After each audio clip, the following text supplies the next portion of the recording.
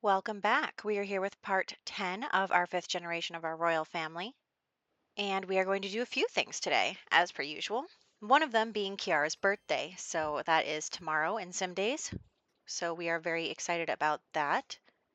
And since Noelle can't do anything else for the aspiration I had her under, we're just going to switch to Computer Whiz for now. And since everyone's hungry, we are going to have Gabriel cook something because he is a master chef. So let's everybody get something to eat.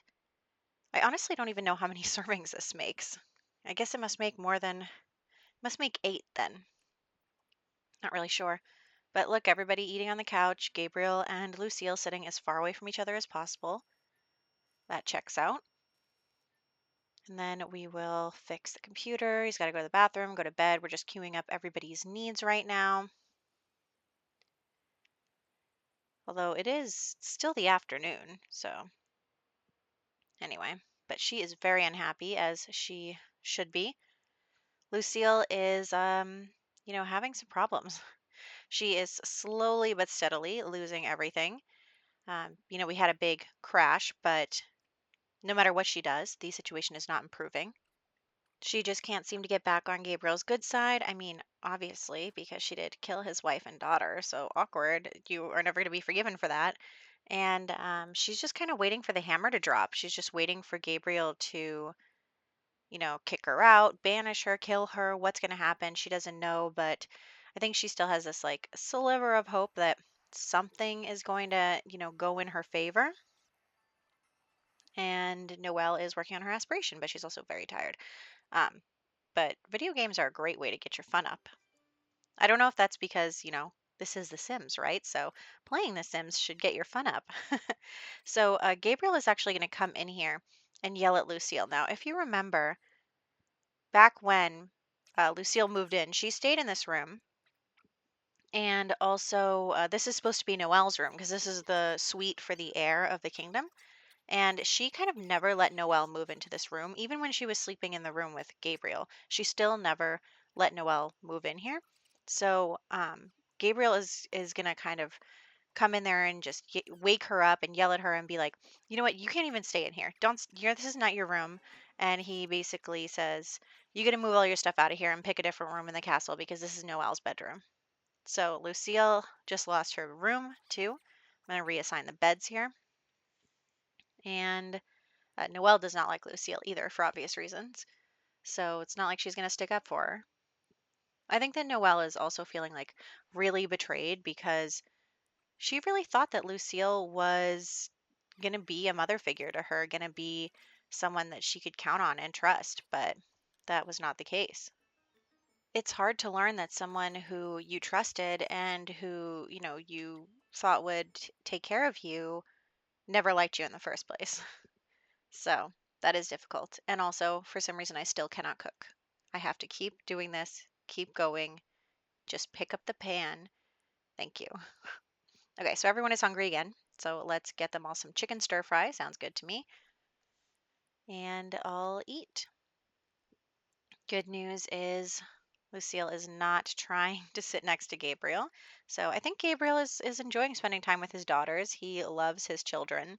And, despite being Lucille's children, his other daughters are, seemingly good people. Also, what happened here. Um, so yeah, he is definitely still a good father. No evil stepsisters in this one for Noelle. Well, I guess they would be her half sisters, but it doesn't really matter.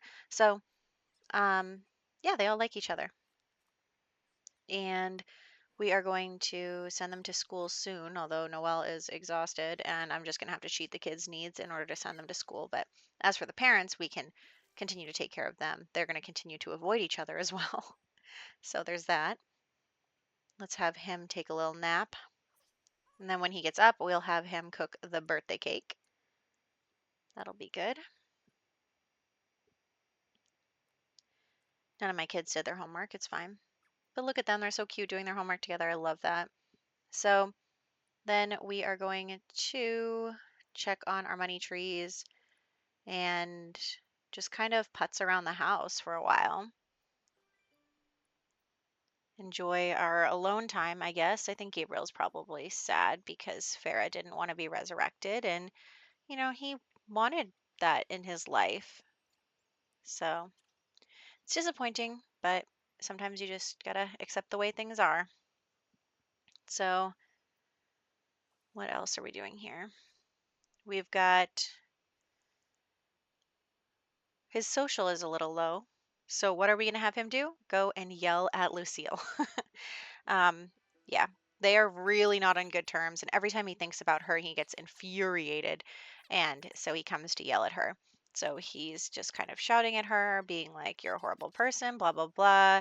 I'm going to make sure that you suffer for what you've done to my family. I don't even care if it makes me look like a bad king. I'm going to do whatever because you have totally destroyed my family and I'm not going to stand for this." So Lucille is now moved into Noelle's old room, and Noelle gets to sleep in the green room, which actually was Gabriel's room. It never got redecorated from his childhood because, I'm lazy and half the rooms in this house on the upstairs are not furnished. So one day, maybe I'll furnish them. I had them furnished for a while, but then I just didn't feel like changing them every once in a while because I'm lazy.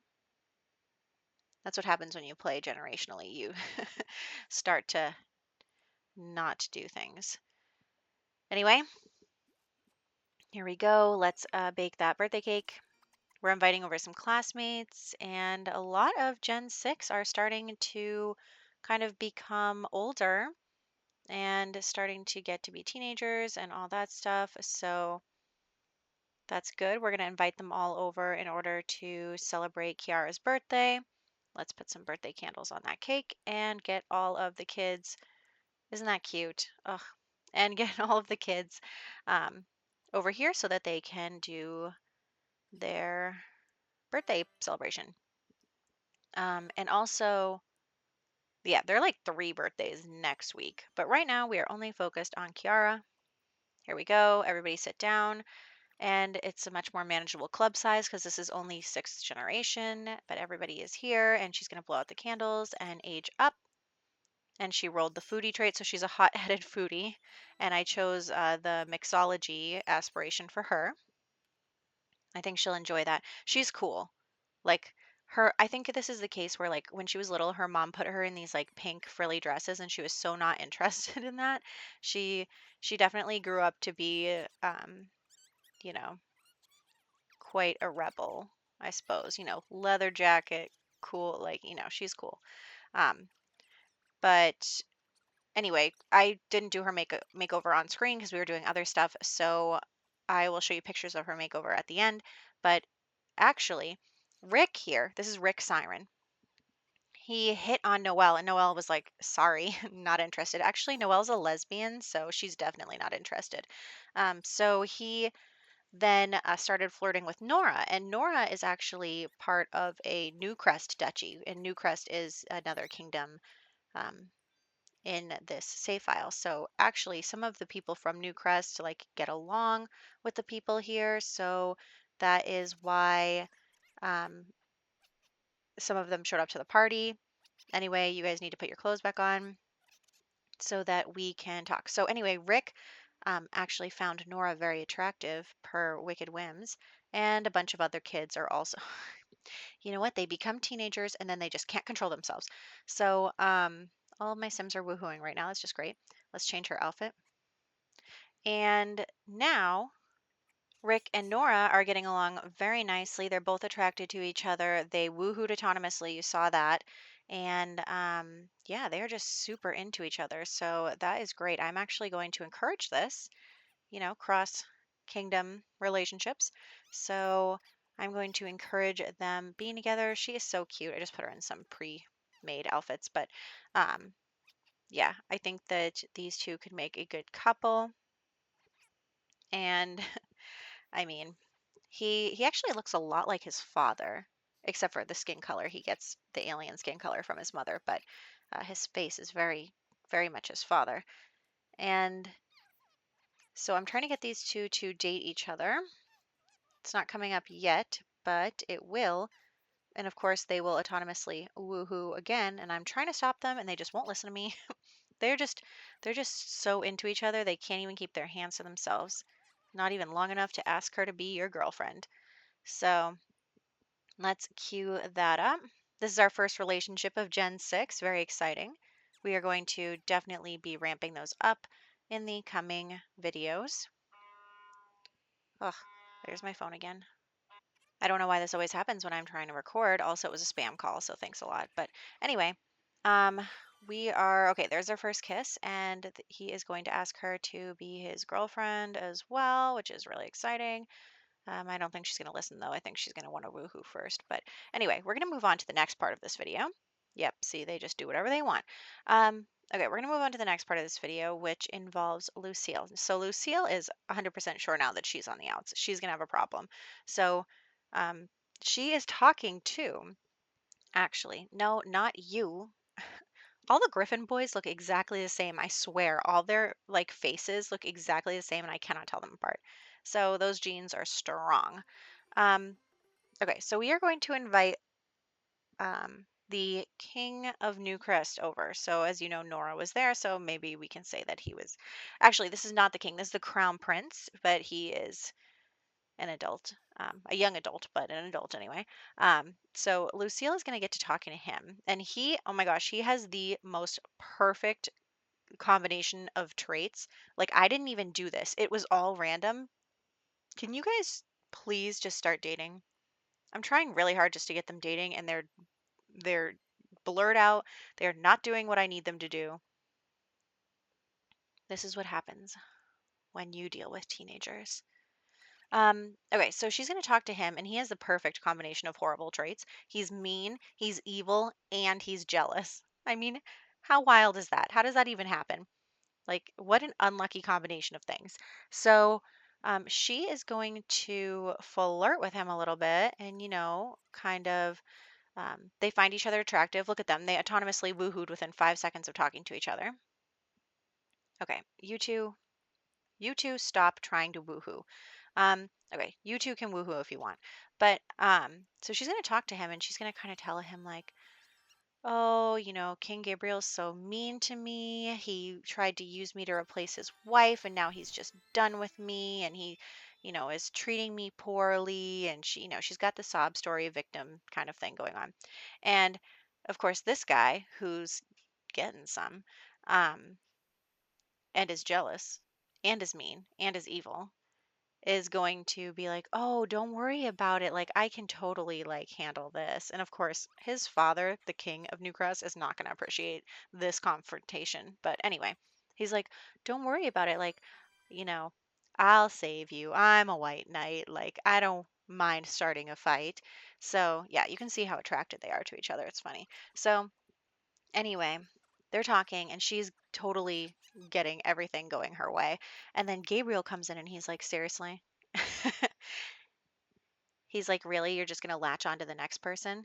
And then Devin here is going to be like, you are like not a real man, like blah, blah, blah. He's going to, give the spiel that annoying people who don't actually have anything real to say. And they are going to like start arguing with each other. And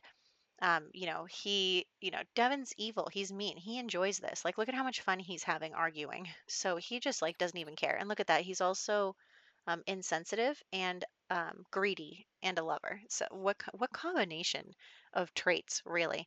So he is enjoying the opportunity to start a fight. So they are arguing, they're fighting, and then Lucille is just totally enjoying this because she's like, oh, well, you know what, Gabriel? If you don't want to make me your queen, if I can't be queen of this kingdom, I'm going to destroy it. So they get into a physical altercation in which Gabriel wins, of course, because we did get his fitness skill up for not new skill day, for his New Year's resolution. And so Devin, being all butthurt about getting beaten up, basically yells at him and says, you know what, fine. We're at war now. We're going to war. This is a problem. um, so Gabriel is like, what the actual heck just happened? But what it means is now we are at war with Newcrest. How exciting is that? Not exciting for them. Definitely exciting for us. Here are Kiara's outfits. Here are her outfits, and this is really, really exciting. So What we're going to do is in the next one, the war is going to start. So that's really exciting for us. I've been waiting to start a war. And I think Lucille is a perfect instigator because she is totally the type of person who would do that. And so basically, what we're going to do is one person from each household is going to join the war. And then we are going to roll a dice to see whether they live or die. So they have 2/3 a chance of living if they are just a regular adult. And if they are an elder, they only have 1/2 chance of living. So there's that. But that is what's going to start happening in the next one. We're going to start getting people going and start killing Sims, and it's going to be so much fun. And I'm really excited. So I hope that you guys are excited too. And we will be starting a war in the next one.